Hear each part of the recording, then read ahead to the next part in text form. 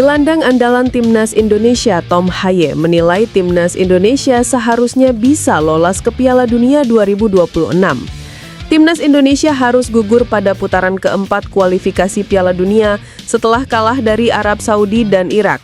Bagi Indonesia tentu ini sebuah prestasi yang cukup baik melihat permainan mereka sejak putaran awal.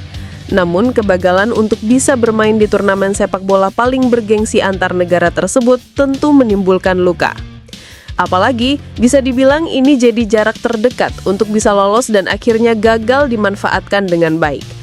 Tom Haye menjelaskan bahwa setelah melawan Irak dia tidak bisa mengatur emosi. Kekalahan tersebut benar-benar memukul mereka yang sudah berusaha maksimal untuk membawa mimpi masyarakat Indonesia. Dia tidak bisa berbuat apapun dan hanya bisa menerima kenyataan yang ada. Itu sulit. Saya pikir seperti kebanyakan emosi, terutama setelah permainan kedua, kata Tom. Pemain asal Persib Bandung ini melanjutkan dia masih ingat saat pertama bergabung ke Timnas Indonesia. Saat itu skuad Garuda berambisi tinggi untuk bisa lolos ke Piala Dunia 2026. Dia bersama beberapa pemain seperti Ragnar Oratmangun dan Jay Itzes membawa misi ini di depan mata. Sejenak setelah laga melawan Irak, mereka harus menerima kenyataan bahwa sudah gagal dengan misi tersebut. Haye melanjutkan, timnas sebenarnya sempat memiliki harapan besar saat melawan Irak. Menurutnya, semua pemain percaya diri bisa mendapatkan hasil maksimal dan menjaga kans ke Piala Dunia. Akhirnya, mereka hanya bisa kecewa karena semua usaha yang sudah dilakukan tidak bisa mendapatkan hasil terbaik. Isu pergantian pelatih Timnas Indonesia memasuki babak baru setelah media Uzbekistan, UZ Daily, merilis laporan yang memicu kehebohan. Mereka mengeklaim bahwa Timur Kapadze sudah berada di fase negosiasi akhir dengan PSSI. Klaim tersebut langsung bersinggungan dengan kenyataan bahwa pelatih 44 tahun itu memang sedang berada di Indonesia. Padahal Kapadze sejak awal menegaskan kedatangannya murni untuk urusan pribadi. Ia menyebut tidak ada wawancara atau proses seleksi pelatih timnas yang sedang ia jalani. Namun rumor terus membesar karena nama Kapadze memang masuk dalam daftar 5 calon pelatih yang tengah dipertimbangkan PSSI. Media tersebut menuliskan bahwa apa yang publik lihat sebagai kunjungan wisata justru menjadi momen penentuan antara Kapadze dan Federasi Sepak Bola Indonesia. Kabar tersebut memantik kembali pernyataan Kapadze beberapa hari sebelumnya. Ia mengaku sudah pernah berkomunikasi dengan PSSI meski belum dalam bentuk penawaran formal. Jadi memang pernah ada kontak dengan federasi. Saya berbicara dengan Sumarji, ujar Kapadze. Kapadze yang sukses membawa Uzbekistan lolos ke Piala Dunia 2026 itu menegaskan bahwa dirinya tengah membuka pintu untuk semua peluang. Tak berlebihan jika Kapadze kini dianggap kandidat kuat. Prestasinya membawa Uzbekistan ke Piala Dunia membuat namanya melambung dan diminati banyak negara Asia. Pemain Timnas Indonesia Kevin Dix berperan penting di balik kemenangan telak Borussia Mönchengladbach atas Heidenheim 3-0. Duel Heidenheim versus Borussia Mönchengladbach digelar di Voith Arena pada Sabtu malam WIB. Kevin Dix memberikan gol pembuka bagi Borussia Mönchengladbach di menit ke-45+2 dari Tigik Putih. Bagi Kevin Dix, gol ini merupakan yang kedua bersama Gladbach setelah sebelumnya ia cetak ke gawang FC Köln saat Gladbach menang 3-1. Kevin Dix melakoni laga ke-11 di musim ini saat melawan Heidenheim. Ia kembali dipasang di posisi bek tengah bersama rekan duetnya Nico Elvedi. Sepanjang pertandingan, Kevin Dix tampil solid dan menjaga gawang Gladbach tetap clean sheet. Mengutip situs FotMob, Kevin Dix mencatatkan rating 8,4 atau tertinggi di laga ini. Ia juga disebut sebagai pemain dengan umpan terbanyak, yaitu 71 kali dengan akurasi umpan mencapai 96%. Dari sisi pertahanan, Dix sukses melakukan 2 kali tackle, 7 kali sapuan bola, 4 kali sapuan kepala, dan meraih 67% kemenangan duel di lapangan.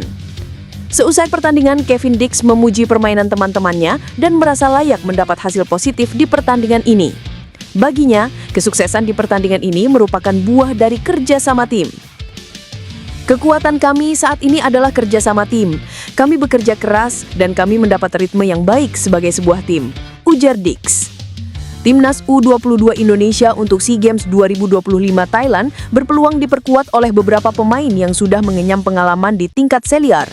Selain Marcelino Ferdinand, tentu diharapkan Miliano Jonathans bisa gabung tim asuhan Indra Syafri yang tengah melakukan pemusatan latihan di Jakarta. Tentang kans Miliano Jonathans gabung dengan skuad Garuda Muda, Indra Syafri berharap itu bisa terrealisasi di SEA Games Desember nanti. Sebab PSSI tengah berusaha melakukan komunikasi agar Miliano bisa mendapatkan restu dari klub FC Utrecht. Diskusi juga diupayakan dengan klub Justin Hubner, Fortuna Sittard, dan tim Adrian Wibowo Los Angeles FC. Kami berharap dan PSSI sedang berusaha untuk melakukan pembicaraan-pembicaraan supaya nanti semua pemain-pemain yang secara regulasi yaitu kelahiran 2003 bisa menjadi bagian dari tim ini, kata Indra Syafri. Indra Syafri menegaskan dirinya tak akan membeda-bedakan antara pemain dari klub mancanegara atau pemain yang mentas di kompetisi tanah air. Semua pemain punya kesempatan sama untuk bermain sesuai rencana bermain yang akan ia terapkan nanti.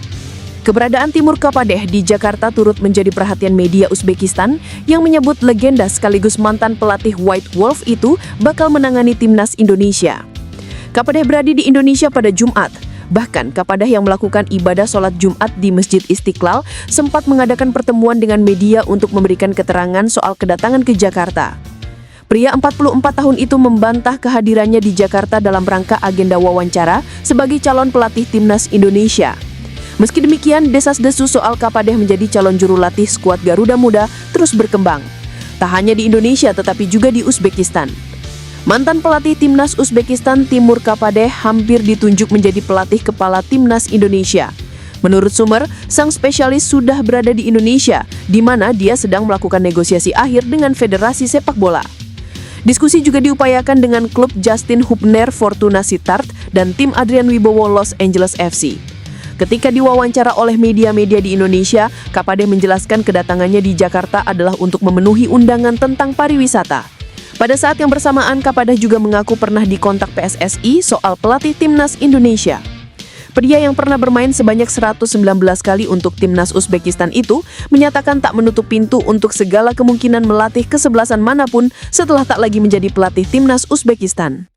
Pada dasarnya saya akan mempelajari semua tawaran yang masuk. Saya Perburuan PSSI untuk menemukan nahkoda baru timnas Indonesia kini memasuki babak yang sangat serius.